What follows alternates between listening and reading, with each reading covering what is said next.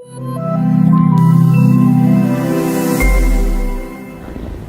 Tuhan yang Halo. ingin saya bagikan pagi hari ini, saya ambil dari 2 Korintus 2, 2 Korintus 2 ayat yang ke-11. 2 Korintus 2 ayat 11, saya bacakan untuk kita semua. Supaya iblis jangan beroleh keuntungan atas kita, sebab kita tahu apa maksudnya.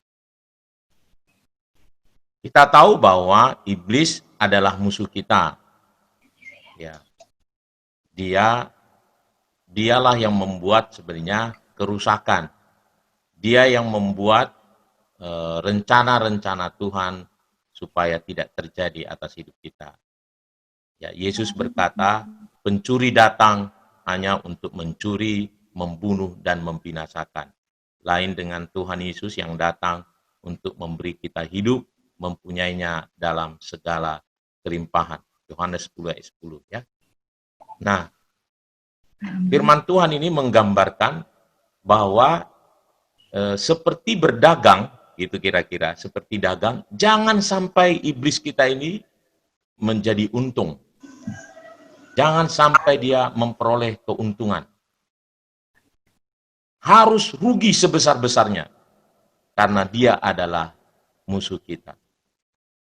Nah, kira-kira apa yang membuat iblis bisa mengambil keuntungan dari kita? Ada 3 hal. Satu, yang pertama adalah iblis akan beruntung kalau kita tidak sungguh-sungguh dalam Tuhan.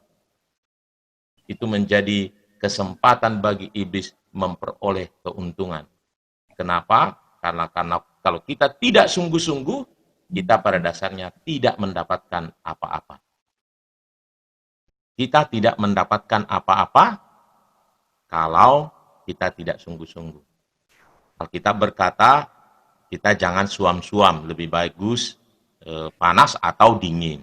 Ya. Jadi dia akan selalu pengen kita tidak sungguh-sungguh. Tidak sungguh-sungguh berdoa, tidak sungguh-sungguh mengasihi Tuhan, tidak sungguh-sungguh di dalam Tuhan ini. Dia mendapatkan keuntungan. Yang kedua adalah iblis akan sangat mendapatkan keuntungan kalau kita tidak fokus hidupnya. Alkitab berkata, ya Tuhan Yesus berkata, cari dahulu kerajaan Allah, maka semuanya ditambahkan.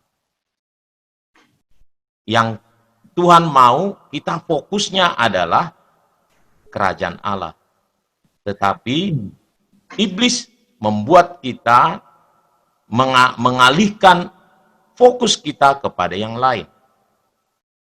Karenanya, mari kita buat dia rugi besar dengan kita fokus kepada Tuhan. Fokus kepada rencana-rencana Tuhan, fokus kepada kerajaannya.